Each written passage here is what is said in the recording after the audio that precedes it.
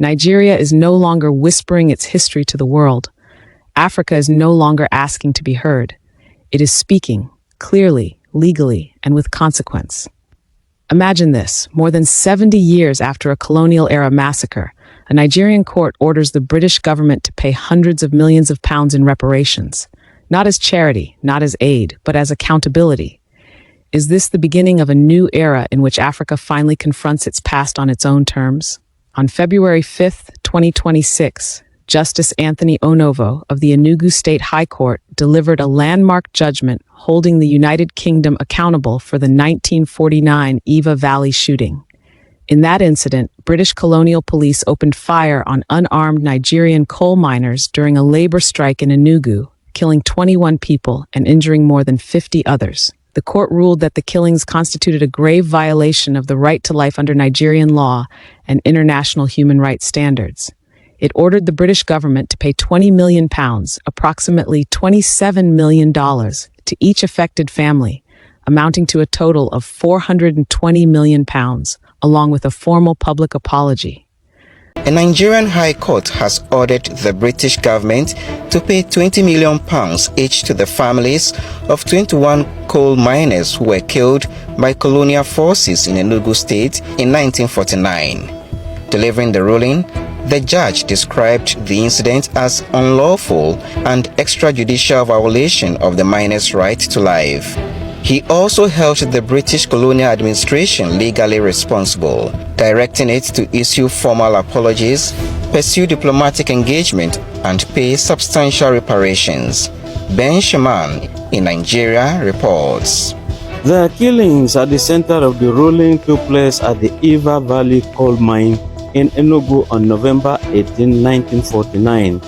At the time, Enugu served as the administrative capital of Eastern Region under British rule.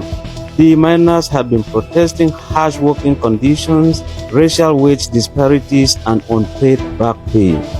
When negotiations failed, they launched a go-slow strike and remained inside the mine to prevent management from locking them out. Tensions escalated and a British superintendent opened fire on the workers, killing 21 miners and injuring 51 others.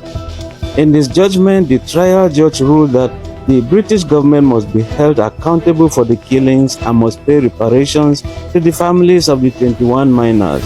He further ordered the government to issue unreserved written apologies sent through the families' legal representatives and publish those apologies in leading national newspapers in both Nigeria and the UK, acknowledging the historical injustice.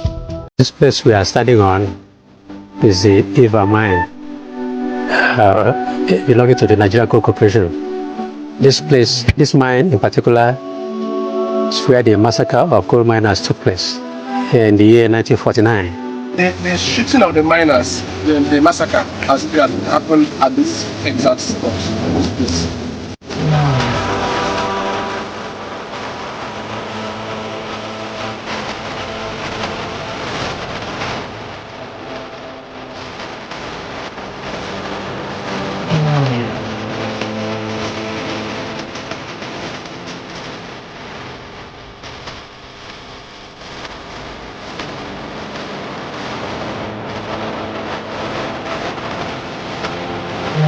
Enugu Coal Mine Massacre is a tragic chapter in Nigeria's history, highlighting the challenges faced by workers during the colonial period and their determination to demand better working conditions and their rights. It was a reminder that the quest for liberty and justice in Nigeria was met with guns and bullets, a stark contrast to the promises of civilization and progress the colonial masters had made. This tragic massacre shocked the nation and sparked outrage. It went on to become a symbol of the struggle for labor rights and the broader fight against British colonial rule in Nigeria. It played a significant role in the country's eventual path towards independence, which was achieved on 1st October 1960. The ruling followed a lawsuit filed by the victims' families and has been confirmed by Nigeria's news agency and reported by international outlets, including the Associated Press. Why does this matter? Because this judgment goes far beyond compensation. It represents Africa asserting legal, moral, and historical authority over its own narrative.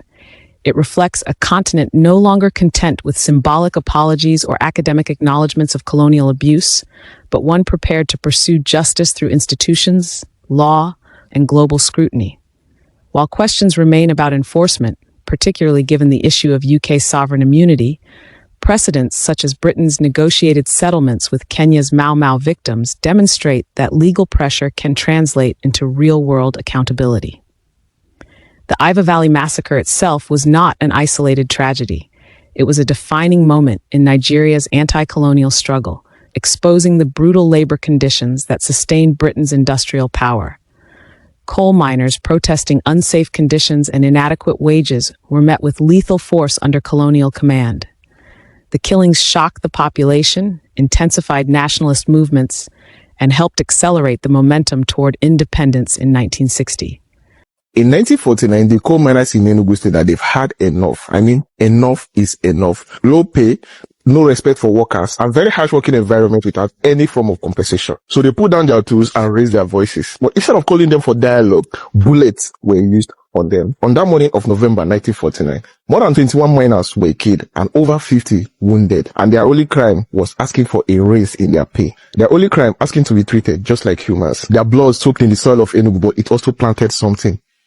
Courage. That very moment became a spark, one that helped Nigeria agitate for independence from the white people. If you listen to the song Honorable by late Chief Stephen Osita Osadebe, the song holds the emotional story of everything that happened in the massacre. These people killed were fathers, brothers, husbands, and sons of our land. In the present day Enugu State, if you are driving through the new market roundabout, there is a statue of coal miners being maltreated by the colonial masters. Their story is what you have just watched. And it happened in Iva Valley, New Market, Enugu.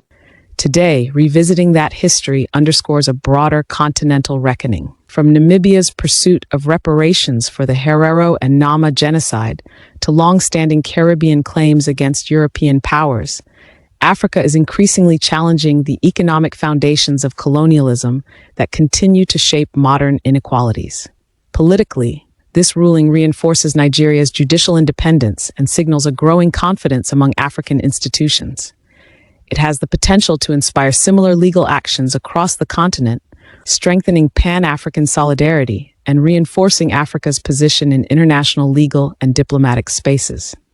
Economically, if enforced, the ruling symbolizes a reversal of historical extraction, a transfer of value back to communities that paid the highest price for empire. This aligns with the broader reality of Africa's rise, as the continent's combined GDP has tripled since 2000, driven by technology, entrepreneurship, demographic growth, and strategic resources. From a security and governance perspective, addressing unresolved historical injustices carries long-term significance. Unacknowledged colonial violence has fueled mistrust, grievance, and instability across generations. Legal recognition and accountability offer a pathway toward healing, not just within Nigeria, but across post-colonial societies. Analysts suggest that rulings like this could also reshape how Western governments engage with Africa, pressuring them to rethink aid frameworks, trade relations, and diplomatic posture in a world where Africa is no longer a passive participant. Looking ahead, several outcomes are possible. Britain may appeal the ruling or seek diplomatic negotiations. Nigeria could pursue international legal avenues if compliance is resisted. In a best-case scenario, engagement leads to settlement, setting a powerful precedent for colonial reparations globally. In a worst-case scenario, refusal to comply strains relations. But even then, the symbolic impact remains profound. The judgment itself already represents a shift in global power dynamics. Africa asserting that history is not closed simply because time has passed. The message is unmistakable. This is not about revenge. It is about recognition. It is about responsibility. And it is about a continent transforming historical wounds into legal, economic, and political leverage. Africa is no longer defined by what was taken from it, but by what it now demands and secures on the world stage. What role should former colonial powers play in Africa's future when accountability, not silence, becomes the standard? If this analysis adds value, consider liking the video, subscribing for more in-depth coverage on Africa's rise, and sharing it with others. Channel membership and super thanks help sustain this work. Disclaimer: this analysis is based on publicly available information and reported judicial proceedings. It does not claim absolute certainty. Viewers are encouraged to conduct independent research and engage respectfully in the discussion.